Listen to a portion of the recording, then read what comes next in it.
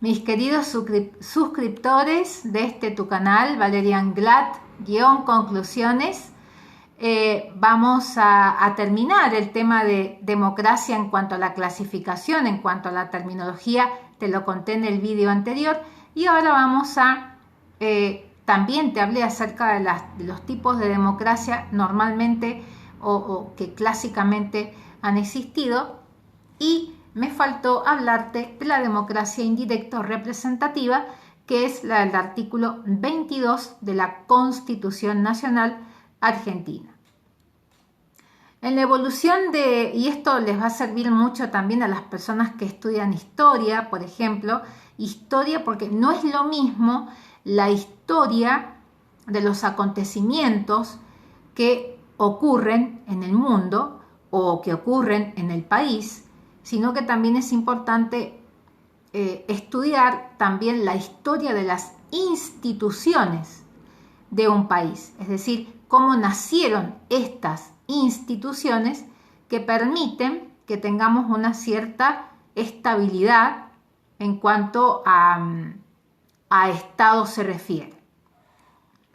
En la evolución de las instituciones inglesas y con las revoluciones americanas de 1776 y la francesa de 1789. Recordemos que la revolución americana fue cuando se produce la independencia de Gran Bretaña, ¿verdad? Y la revolución francesa, que es la que da por terminada con las monarquías absolutistas, que fundamentaban ese poder absoluto en la teoría del derecho divino de los reyes, con lo cual estos monarcas argumentaban que este poder era incuestionable porque les venía dado directamente de Dios, y por lo tanto era un absolutismo, un totalitarismo, para hablar un poquito más moderno, ¿no? Justificar las atrocidades que ocurrieron en la Revolución Francesa con la toma de la Bastilla y con este pueblo, ¿no?, que se cansó de pasar hambre y ver cómo en el Palacio de Versalles se vivía un mundo completamente diferente. Pero bueno, con la evolución de estas instituciones, tanto la Revolución Americana de 1776, que además de ahí surge la Constitución de los Estados Unidos, que va a ser un antecedente muy importante para la Constitución de 1853. Nos va a servir como un modelo para elaborar la Constitución de 1853 en Argentina, Así que tengamos en cuenta esto. Y la Revolución Francesa, que son estas ideas, nuevas ideas, que surgen en 1789, que, como les decía, tira abajo la monarquía absolutista y se proclama una república en Francia. Se impuso la forma de democracia que se conoce en la actualidad y se denomina indirecta o representativa. Ahí tenemos los acontecimientos históricos que nos llevan a este tipo de democracia representativa o indirecta. Igual que en la democracia directa, las decisiones son tomadas por mayoría, pero mientras que en aquella la votación era para decidir sobre cuestiones definitivas a adoptar, en esta es para elegir representantes del pueblo que tendrán a su cargo las funciones de gobierno. Artículo 22, Constitución de 1853, Argentina. En el periodo inmediato posterior a la Revolución Francesa se discutió sobre si era más conveniente la democracia directa o la representativa. Evidentemente, triunfó esta última posición, contradiciendo un poco las ideas de Rousseau, quien se mostró partidario de la primera de las formas, o sea, la directa, pero para el ginebrino, en la democracia directa se da la verdadera expresión de la voluntad general, que a su vez es la manifestación de las diversas voluntades particulares exteriorizadas por el pueblo, que ejerce individualmente su soberanía. Para Rousseau, no hay otra forma de democracia que la directa. Sin embargo, su espíritu contradictorio los lleva a expresar los siguientes conceptos que no están exentos de clarividencia, ¿no? De tomar el vocablo en todo el rigor de su acepción, habría que decir que no ha existido nunca una verdadera democracia y que no existirá jamás, pues es contrario al orden natural que el mayor número gobierne y el pequeño sea gobernado. Esto está en su trabajo El contrato social, libro 3, capítulo 4. Y a continuación expresa: no se puede imaginar que el pueblo permanezca siempre reunido para ocuparse de asuntos públicos. Estos son los contractualistas, ¿no?, que me tocó ver a mí en Derecho Político. Más adelante comenta el mismo capítulo: por lo demás, cuántas cosas difíciles de reunir no supone este gobierno. Primeramente, un estado muy pequeño en el que el pueblo sea fácil de congregar y en que cada ciudadano pueda fácilmente conocer a los demás. Y en segundo lugar, una gran sencillez de costumbres que evite multitud de cuestiones y de discusiones un tanto complejas. Además, mucha igualdad en las categorías y en la fortuna, sin lo cual la igualdad no podría subsistir por largo tiempo en los derechos y en la autoridad. En fin, poco o ningún lujo, porque este es efecto de las riquezas y las hace necesarias. ¿Qué ocurre con esto? Que corrompe a la vez al rico y al pobre, a uno por la posesión y al otro por la envidia. Entrega la patria a la molicie, a la vanidad. Quita al Estado todos sus ciudadanos para esclavizarlos unos a otros y todos a la opinión. Rousseau termina el capítulo 4 del libro 3 del Contrato Social con la siguiente sentencia: si hubiese un pueblo de dioses, se gobernaría democráticamente, mas un gobierno tan perfecto no es propio para los hombres. Juan Jacobo Rousseau se declara en definitiva partidario de la democracia, pero no cree que sea posible que se concrete, y fundamenta su posición en las imperfecciones humanas y en sus organizaciones. La democracia indirecto representativa parte de una valoración del individuo y de la igualdad de todas las personas y la suma de las voluntades de ellos, que va a constituir la soberanía popular. De esta manera, en un Estado representativo el poder emana del pueblo, quien él elige libremente y ejerce el derecho del sufragio universal, designa a sus representantes en todos los cuerpos, ¿no?, principalmente en el ejecutivo, legislativo y judicial, que es la división tripartita de Montesquieu, que acontece después de la Revolución Francesa, en el sentido de que el poder ya no va a ser absoluto y va a estar solamente en cabeza de un monarca, sino que propuso esta división tripartita justamente para evitar que todo el poder se concentrara en una sola persona, como sucedía con las monarquías absolutas. El artículo 22 de la Constitución Nacional es interesante de alguna manera entenderlo, entender que cada vez que nosotros votamos o que nos toca votar, realmente estamos decidiendo cuál va a ser nuestra vida.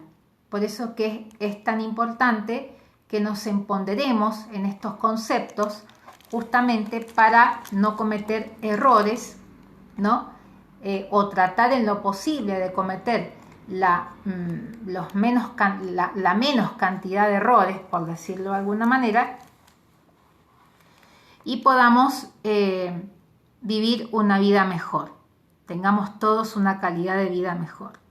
El artículo 22, que queda condensado en la Constitución de 1853, que fue sancionada el 25 de mayo de 1853, nos dice que el pueblo no delibera ni gobierna, sino por medio de representantes y autoridades creadas por esta Constitución. Toda fuerza armada o reunión de personas que se atribuya los derechos del pueblo y peticione a nombre de éste comete delito de sedición. Bueno, pero lo que nos interesa a nosotros es saber que por este artículo 22 hemos tomado el sistema de democracia indirecta o representativa por una cuestión incluso hasta de sentido común, ¿no? Por la cantidad de habitantes y bueno, y las representatividades y lo que la democracia también implica en cuanto a la diversidad de pensamientos, ¿no? Y de hasta incluso de costumbres de las personas.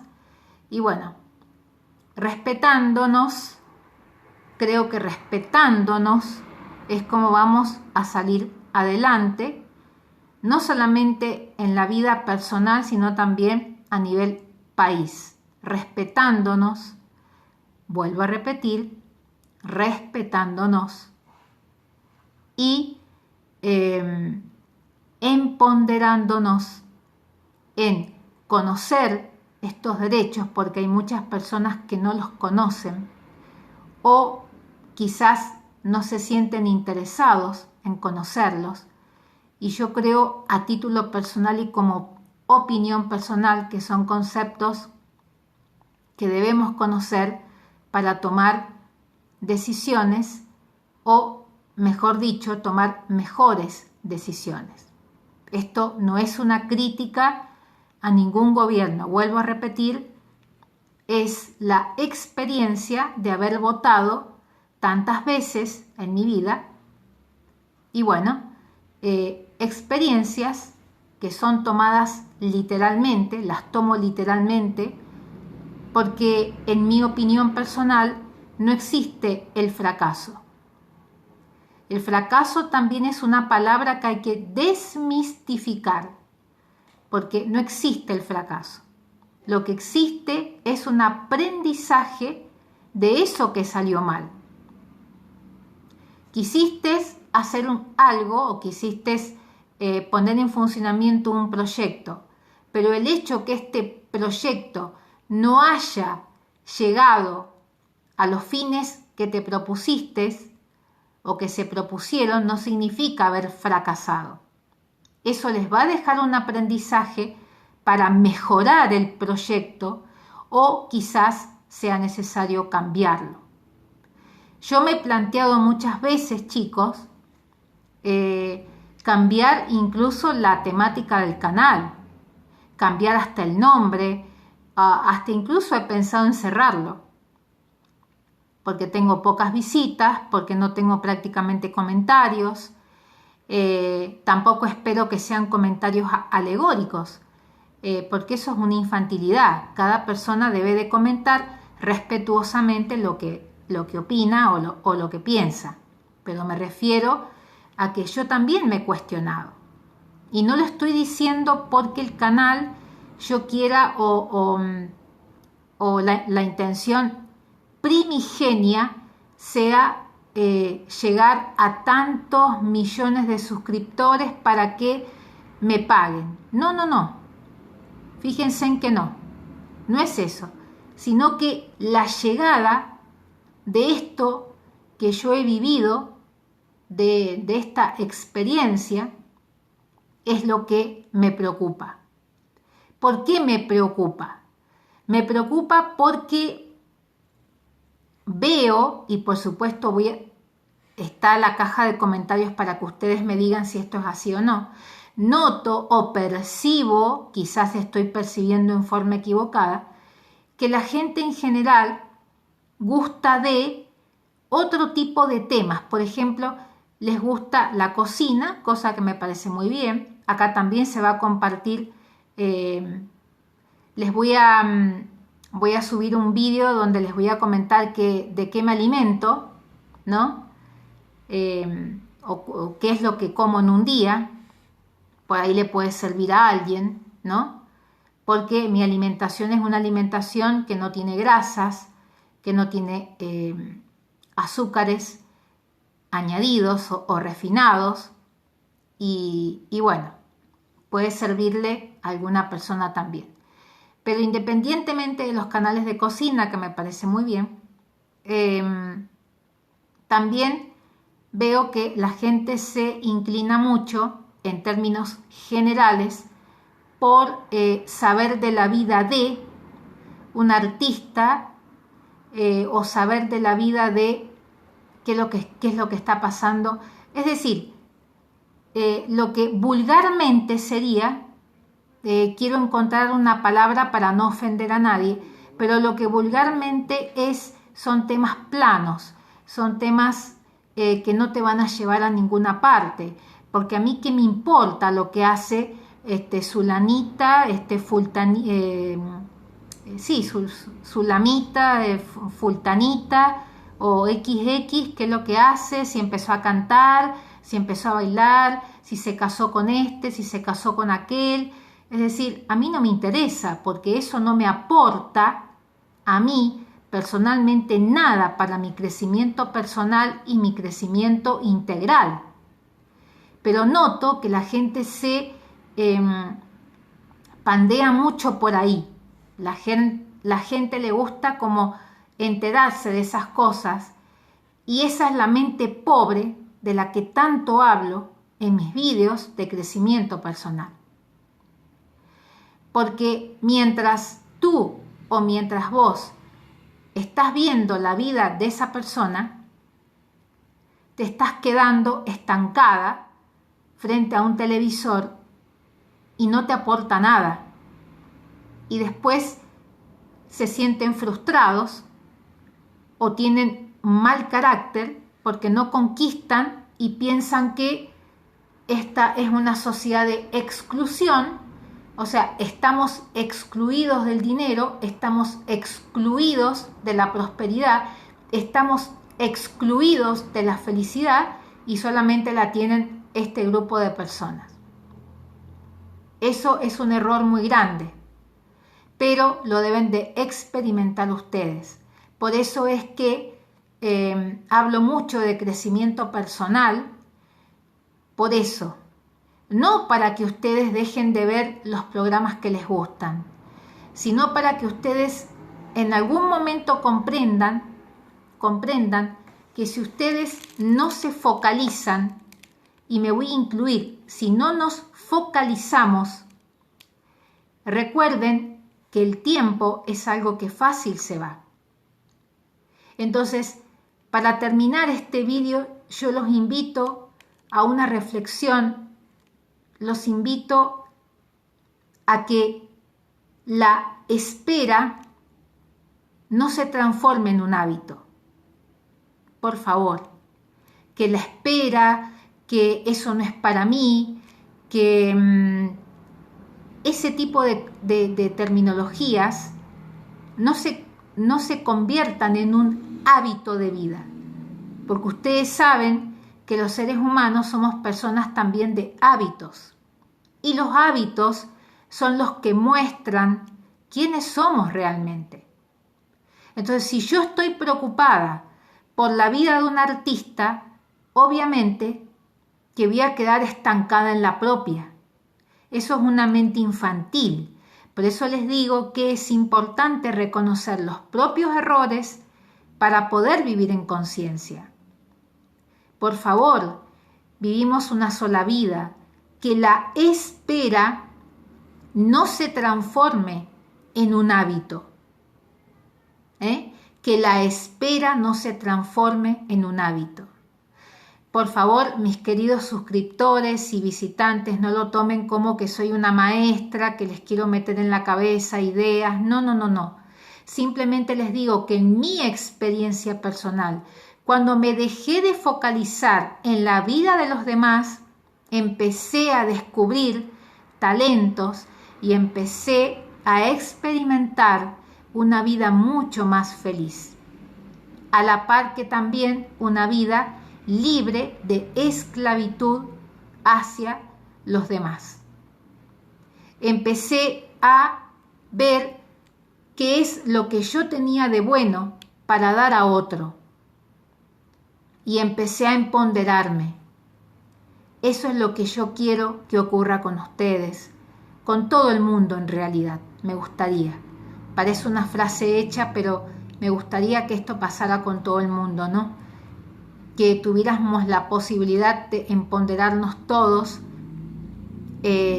para dejar de estar mirando al otro y focalizarnos en nosotros mismos y no quedarnos ni estancarnos. Así que mis queridos suscriptores, muchas gracias por haberme escuchado, por haber tenido esta afabilidad conmigo. Les pido que me dejen en los comentarios qué les parece los temas que estamos tratando.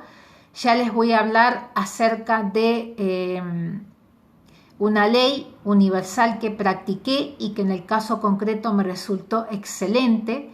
Por eso funciona, no es una quimera, funciona. Lo que ocurre es que no es algo matemático. Ocurre que hay que ver cuál es el contexto en que la persona está, ¿no? Y cuál es el nivel de conciencia en que la persona está. Pero créanme que sí funciona. Les voy a hablar del vestido verde y les voy a hablar también de la billetera. Son cosas que quizás para ustedes son pequeñas, son cosas que quizás a lo mejor alguien diga, pero esto para mí no tiene ninguna importancia, para mí un vestido verde, que lo que es eso, pero para muchas personas puede ser una metáfora maravillosa para comprender lo que realmente ocurrió, que nada es imposible. Es decir, podemos soñar, pero con criterio, ¿no? Con sentido común, y podemos querer las cosas y las cosas las podemos tener. Por eso voy a hacer un vídeo respecto del vestido verde, la billetera roja y tantas cosas que parecen quizás tan pequeñas para muchos, pero que para mí en ese momento, cuando lo practiqué, cuando lo puse en práctica, significó mucho. Principalmente significó un cambio de pensamiento, un cambio de actitud, ¿no? Y empecé a vivir una nueva forma de vida, con nuevos patrones de pensamiento, con nuevos patrones de conducta y, naturalmente, con nuevos hábitos que trajeron a mi vida resultados muy positivos. Así que nada, amigos míos, mis queridos suscriptores y visitantes, gracias por haber escuchado este vídeo. Siempre tienen la cajita de comentarios para opinar, igual que en el grupo de conclusiones de Face. También bienvenidos a los nuevos suscriptores que se van añadiendo. Y bueno, espero que todo esto que he compartido en el día de hoy les sirva y lo puedan aplicar. Es más, voy a hacer un vivo dentro de poquito para que me cuenten sus propias experiencias e inquietudes. Y por supuesto, no se olviden de suscribirse a tu canal, Valerian Glad conclusiones. Nos vemos. Chao.